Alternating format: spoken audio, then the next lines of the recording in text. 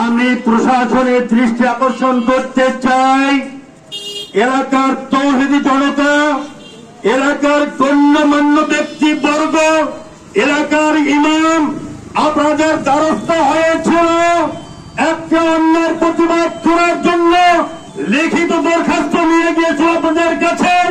এই মেলার অশ্লীলতা, এই মাদকের ব্যবসা, এই নানান রকমের আল্লাহদ্রোহী কার্যক্রম বন্ধ করার জন্য প্রশাসন আপনারা আমাদের তৌহিদি জনতার সম্মান দেন নাই, আমাদের সেন্টিমেন্টের মূল্যায়ন করেন নাই, আমাদের তৌহিদি জনতার পালস বুঝতে আপনারা ব্যর্থ হয়েছেন।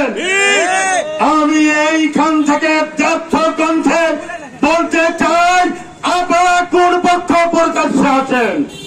কেন আপনাদের কাছ থেকে আমরা এই কথা শুনতে পাবো যে যারা মেলা করতেছে তারা কি দেশ স্বাধীনতার কাজ করে নাই? তারা কি অশ্লীলতার পক্ষে স্বাধীনতার কাজ করেছে? কোন ব্যক্তি আসুন বৈষম্য এই বিরোধী আন্দোলনে অংশগ্রহণ করে আপনারা মেলার পক্ষে স্লোগান দিয়েছেন, অশ্লীলতার পক্ষে স্লোগান দিয়েছেন, আপনারা বেহাপনার পক্ষে কাজ করেন, তারা কারা আমরা দেখতে চাই। আমরা এই আশা করি নাই প্রশাসন আমাদেরকে বলবে যারা মেলা করতে চায় তারা তো স্বাধীন করেছে দেশকে। ভাইরা আমার, আমি ব্যর্থ কণ্ঠে বলতে চাই, যেমনে করে 5 আগস্ট 26 দেশের কোন সংবিধান, দেশের কোন নিয়ম কানুন, দেশের কোন আইন মেনে এইটা হয় নাই। আপনারা আমাদের কথা যদি শুনেন, আমরা এখানে দাঁড়িয়ে আছি, আমরা মব জাস্টিসে বিশ্বাস করি না, আমরা আইন হাতে তুলে নিতে চাই না, আমরা শান্তি প্রিয়, আমরা শান্তির জন্য আপনাদের ধর্নায় দিয়েছি দরকার, আপনারা আমাদের মূল্যায়ন করেন নাই, তাই এখানে কষ্ট করে দাঁড়িয়েছি।